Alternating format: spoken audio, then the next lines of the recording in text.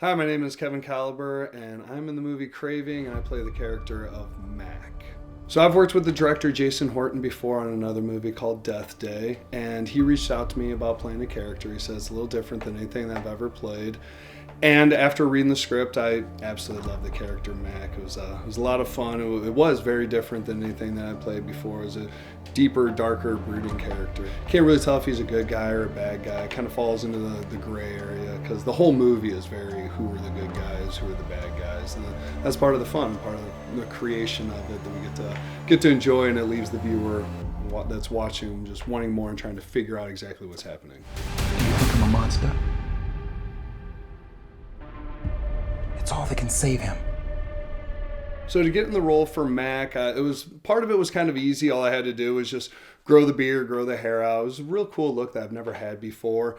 And then I also, because I was being a heroin addict, I had to lose weight, and I wanted to have more of that kind of, junky look to me. So I dropped about 15 pounds, and I tried to change my posture, and I would give myself these little tics and things like that. And it's fun to try to add all that into more than what's just on the page. And being part of an ensemble cast, there's so many people there that I didn't have a whole lot to say because it was so spread out. There was 10 to 12 people all, in the same scene. So it was making it count, trying to stand out while also fitting in at the same time.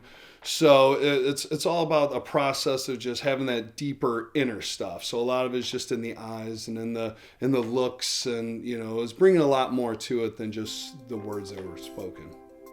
The first time I read the script for Craving, I was in love with it. I was ready to make it right then and there. It was what Jay and Gregory Blair did on that script. It was really fun. It was to create something that is interesting, that keeps you engaged the entire time, because most of it does take place in one location. It's a really, really hard undertaking to do. So the way that they were able to manage that many characters in one location for a full feature film it's a really challenging thing. And Jay and Gregory, I think that they nailed it, and it's all the way till the end. You got to watch all the way till the end. So there was a lot of really cool scenes, and being part of an ensemble, it's a lot of fun because it almost plays more like a stage play where you have so many directions, and now it's your turn, then we're going over here. And all the bar stuff was really just out there. But some of my favorite scenes were actually the ones where it was a little bit more intimate. I had a cool flashback scene where it was just me and Holly, and we're just talking, and it's quick, but it just kind of gets a little bit more to the depth of it, and then you're forced to, again, say a lot more with a little bit of words. And just sometimes it's just those simple scenes that really gives you that backstory and character development. Yeah, so in the present day scenes, my character had already been to prison, which I don't even know if it says that in the movie, but Jason Horton, who wrote it and directed it, he did tell me that this was something that I've been hardened. So whenever I did the flashback scenes, I was a little more wide-eyed, a little more I haven't quite been that jaded quite as much. And in the present day, you could tell I'm definitely jaded, definitely looking around. He would always put his back against the wall so nobody could ever be behind him. It was just these little nuances that he looks like a guy who's been through the shit. And so I definitely tried to play it more that way.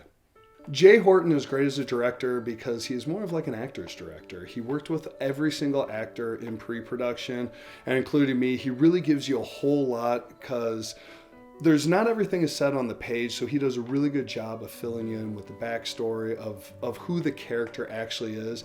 And then he allows us to try different things on set. He's not the type of guy that will give you a line read, but he'll definitely nudge you in a direction that he wants to go, that it fits what he's going for. And just as a director as a whole, Jason is very giving. He's very, he'll give you another take if that's what you want and that's what you need. And he was really cool just the way that he worked with all the actors, because he himself said that he had never worked with that many actors all at the same time. So it was a huge undertaking. There's 10 to 12 people on set at any given time, and everybody has to have something to do, and everybody needs their character motivation. He was so good at just directing where everybody's going to be that it was a really good experience working with Jay. I've worked with Robert Bravo from Bravo FX so many times over the years that it's always really cool because he's just got this he's really talented, but he's also just so driven. He's willing to do anything, and just to go through that process with him, and from the months of pre-production to where we had to do the full, molds of our heads, and he's coming up with all these different things. He gets so excited. He's like, I'm going to do this, and then to actually see it unfold on set, and then, of course, getting able to see it on the big screen. It's all just such a cool process that Bravo really does take serious. And I've worked with him so many times over the years. He's done 6-hour makeup jobs on me, and body art, and the prosthetics, and that's a hard thing to do. It's a hard thing to sit there with somebody and just see that he's engaged for just a 6 hours straight, like without even skipping a beat. He will literally sacrifice himself. He will skip meals. He will not complain, and he always makes you feel so safe. He will always let you know exactly what he's going to do, make sure that you're comfortable with it. Always tells you that while you're doing the full face mold, it's the body casting. He tells you, if there's ever a point, let me know. I don't care that it costs hundreds of dollars worth of silicone and prosthetics. I will take it off of you to make sure that you are comfortable. And you hear horror stories about other effects artists that either don't care or don't take it that serious, and Bravo's not one of those guys. He is there to look out for you, make sure that you're comfortable. He will even show you, he'll do it on himself, because he's one of those guys who would never ask you to do something that he isn't willing to do himself, and mad respect for Bravo. Yeah, working with Holly Rockwell it was a treat. I met her several times before, but it was the first time I actually got to work on camera with her. She was a production designer as well, and she just nailed it. She actually was the one that designed the entire sets, the bar, all that, and so I got to know her pretty well in pre-production, and just to sit there in these scenes with her, you could tell she cares so much that, not that she's full method, but she puts herself in that position. I'm one that the moment that it's cut, I could, make a joke or just immediately turn back to Kevin. I could turn Mac off and Kevin turns on. But Holly, you could tell that she's going to these places that she commits, not only physically, but mentally and emotionally. She puts herself in these places, and you could see that she actually visibly needs time to recover from what she just put out there. She's literally pouring her heart and soul out into her character and leaving nothing left. She just literally gives it her all, and just mad respect for that. This was a really fun project for me and Ashley to work together, because we've worked together many times before. We've been love interests. We've been just two people that happen to be in the same scene together. But in this one, our characters butt heads. And that was a lot of fun, because she's my real life partner, and so to actually do that, it was so fun, because her character was just so just always cold and mean, and just this firecracker that could explode at any time.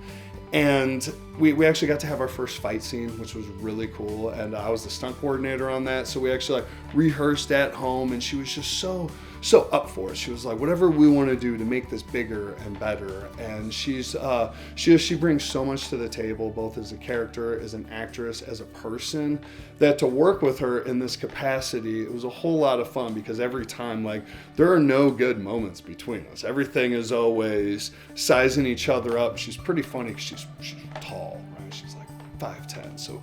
So my character, I gave myself bad posture on purpose. I was supposed to always kind of, and so whenever she would stand up straight, she'd be taller than me. And there was one scene where her character actually steps to me. And that was the only time in the movie that I get that full posture and a Supermander, and I stood straight up so I'd be taller. And then as soon as she walked away, I was like, right back to Mac. And it was a fun challenge to bring, because she brings such a good energy that you want to match that. So every time that she just had this swagger to her that she would bring in, and every time she had it, it's like those looks are a little genuine. She embodied the character so well that you actually look at him, you kind of hate him in the moment, because not a likable character. I mean, none of us are really likable in our own ways, but working with Ashley is always a pleasure, and this one really hit really hitting a good spot. The fight scene was really cool. We rehearsed at home, which was fun. We literally laid couch cushions down on the floor and make sure we didn't get hurt. And Jason allowed us to kind of create that on our own, and it was really fun because we rehearsed, we practiced it, make sure nobody got hurt, but of course we still get hurt because it's fight scenes, it's stunts, we're still gonna get hurt. She caught me right in the nose with an elbow one time. I don't think it made the cut, so I'm not giving away any spoilers there, but she brought it. She came in with this energy, and she's she's a pro. She trains, she practices, she rehearses. Every move that she does on set is calculated. You could tell that every little thing, it's she knows what she's doing, and to be able to work in that capacity and actually be able to throw down, it was a lot of fun, and she trusted me. I like that. She absolutely trusted me to do these falls and these hits, and it's a give and take, and you can't just be a taker, and she was definitely the give and take was right there where it needed to be. Oh, I was so happy that Felissa Rose was a part of this. I've worked with her a couple times before, and she plays the character Les, who was originally written to be a guy. And as we were going through the casting process, we were trying to figure out where the pieces fit. And then whenever it was brought to us that Felissa Rose was interested in the project, we decided to make the character do the gender swap, and she's such a pro. She's like a legend in the industry. She's been on hundreds of sets, so it's funny, like whenever she walks on the set, it's like oh, Felissa's here. It's just such, and she shows up, and she's just got an amazing energy, and she smiles and hugs for everybody. But then it comes time, and her performance in this is strong. Her character is not a huggy, friendly type. She is more of the strong, motherly, just boss. And in this movie, she is a boss. And every scene that she's in, she just owns. She did so incredible. It was just so much fun just to watch her perform, because she lights up the screen, and it definitely does not disappoint. And I was just really happy to work with Felissa again, and I can't wait to do it again.